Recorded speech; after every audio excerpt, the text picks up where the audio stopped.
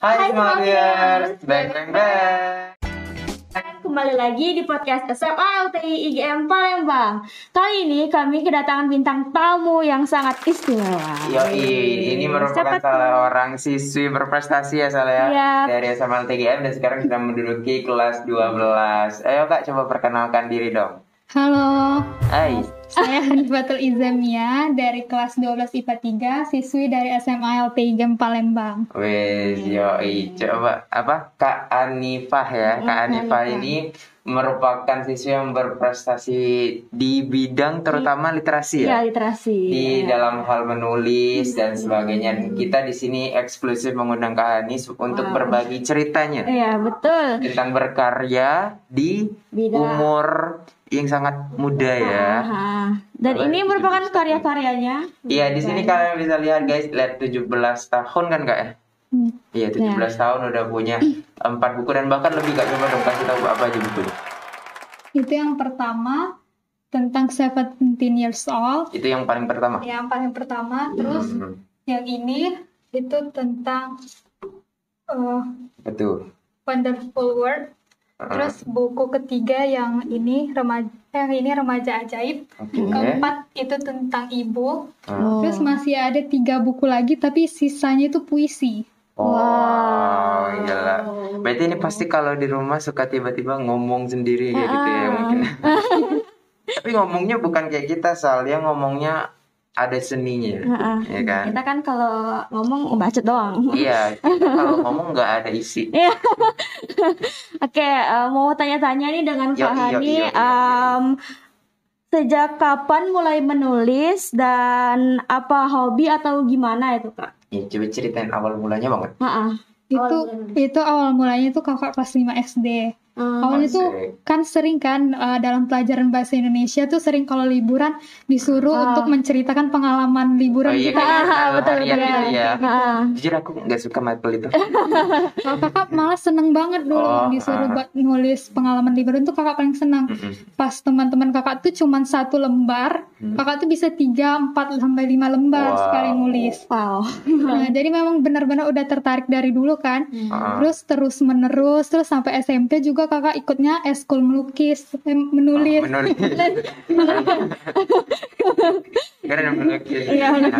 Mungkin menulis juga. Terus? Ya, terus lama-lama sering ikut event-event kepenulisan juga. Terus juga sejak SMA tuh kan kemarin sempat masih boomingnya corona awal itu kan. Kayak waktu kakak tuh kayak merasa terbuang sia-sia gitu, jadi nggak ada kerjaan, makanya kakak ikut salah banyak event-event kepenulisan, lomba-lomba nulis kayak gitu. Sekalian menyalurkan gitu ya. Ya, jadi lama-lama memang hobi gitu. Hobi. Kalau saya sih zaman dulu nulis jurnal begitu suka. Bisa banget loh. Kan nanya aja. Enggak begitu. Soalnya yang suka bingungnya kalau nulis jurnal tuh kayak apa sih isi yang pengen kita tulis nggak sih? Iya. Kan? Betul sekali. Oke, terus kita mau nanya, style favorit kakak ketika menulis itu tuh bagaimana? Atau aliran atau genre yang paling kakak gemari dalam hal novel gini loh? Sukanya tuh yang gimana? Kalau misalnya genre atau style favorit tuh nggak terlalu ada spesifik gitu sih. Tapi kakak tuh lebih suka nulis atau baca cerita itu yang non fiksi. Jadi kayak yang benar-benar nyata atau yang pernah terjadi gitu. Jadi real story gitu ya. Menurut kakak itu tuh kayak lebih dapat feel-nya gitu. Jadi apalagi kalau misalnya bisa menginspirasi banyak orang kan. Bener sih. Terus kan kalau misalnya nulis tuh kan pasti susah untuk memikirkan ide pokoknya itu. Bingung pengen nulis. Terus ini bagaimana tuh cara kakak menemukan inspirasi dalam menulis gitu? Biasanya kakak tuh sering nonton film tuh untuk cari inspirasi. Berarti dari film dulu gitu? Iya, biasanya nonton film atau kalau misalnya suntuk kan, kalau suntuk tuh kan nggak terbuka pikiran kita kan. Jadi biasanya kakak tuh pergi keluar cari inspirasi keluar gitu. Atau juga kakak sering baca-baca novel atau baca Wattpad Wattpad gitu-gitu. Tapi Anak bukan Wattpad tau. Ayo anak Wattpad. tapi bukan kopas kayak nyari referensi apa yang mau ditulis Kayak gitu. kalau kata orang-orang itu ATM ya, amati, tiru, modifikasi. Nggak tahu ya lu. Gila. Ya, tapi jujur kalau ngeliat dari film nyari referensi itu bener. Karena saya kelas 7 pernah menulis salsa. Apakah Anda percaya? Tidak. Saya kelas 7 menulis, kalian tahu saya ambil dari mana referensinya? Dari game. Dari game. Oh game. Tapi sebenarnya kopas juga sih. Bukan ini, tapi seolah-olah dibuat menulis dan ternyata emang menulis tuh seru kalau suka ya Kak ya. Emang kayak kita tuh mikirin, apalagi kalau aku kan lebih suka yang fiksi ya. Jadi kayak kalau begini seru, kalau begini seru gitu kan. Nah, lanjut. Nah, ini kan tadi banyak nih Kak. Ada 4, ada 3 lagi katanya menurut Kakak karya terbaik yang untuk sejauh ini yang udah Kakak buat apa aja? Kalau Kakak, menurut Kakak yang ini tuh tentang ibu. Kenapa? Gara-gara itu kan sebulan lagi sebelum hari ibu Kakak tuh ditawarin buat ikut event kepenulisan itu kan. Nah, dan itu tuh cuma deadline-nya benar-benar sebentar banget, jadi kejaran sama waktu. Dan pas juga itu ibu Kakak juga sedang sakit kan. Jadi benar-benar curi-curi waktu buat nulis sama ngerawat ibu Kakak gitu. Dan sejauh ini Kakak tuh merasa itu tuh benar-benar kerasa banget perjuangan selama nulisnya gitu. Oke, dapet banget gitu filmnya. Iya, dapet banget. Oke. Next Soalnya kan. bawa ibu juga sih ya. Jadi kayak emosionalnya betul pasti ada. Betul.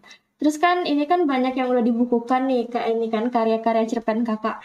Itu tips dan triknya untuk nulis yang sempurna dan bisa dibukukan itu gimana sih Kak? Ya soalnya kan kalau dibukukan tuh suka kayak ada standar EYD Iya, gitu kan, betul. ejaan gitu-gitu. Kayak istilahnya kalau kita nulis aku sedang berjalan. Kalau anak novel tuh nulisnya aku menapakkan kedua kakiku. betul. Ya kan?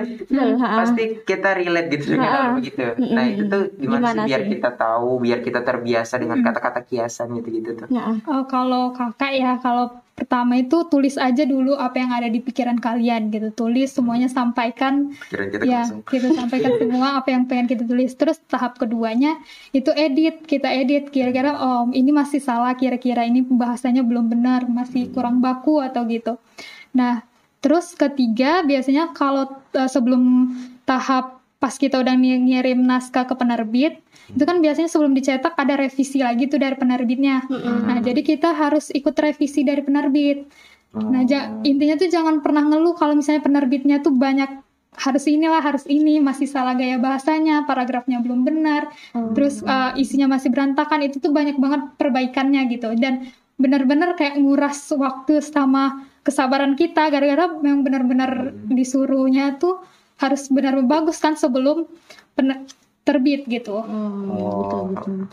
Sempat ke pressure nggak Kak? Wah, sempat sih.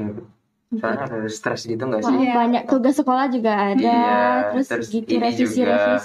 Terus kalau seandainya gini tuh Kak, biasanya standar penulisannya itu gimana sih? Maksudnya kayak apa, harus sebanyak berapa lembar, apa cuma 1 lembar doang? Kan ini semuanya isi Kakak ya? Gimana? Atau cuman sebagian aja? Sebagian aja. Itu biasanya dikasih proporsi apa gimana? Itu biasanya sebelum ikut event kepenulisan tuh udah ada persyaratannya, misalnya harus 4 sampai 6 lembar atau 10 lembar kayak gitu. Nah, terus kita akan bertanya mengenai pesan-pesan Kakak untuk semua orang di luar sana, yang terutama yang seumuran kita ya, yang emang hobinya tuh menulis gitu.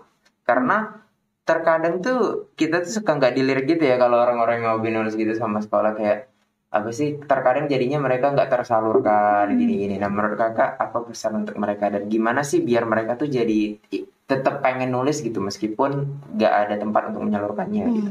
Ya sebenarnya kalau Kakak ya itu sebenarnya dari diri kita sendiri sih. Jangan pernah takut buat mencoba.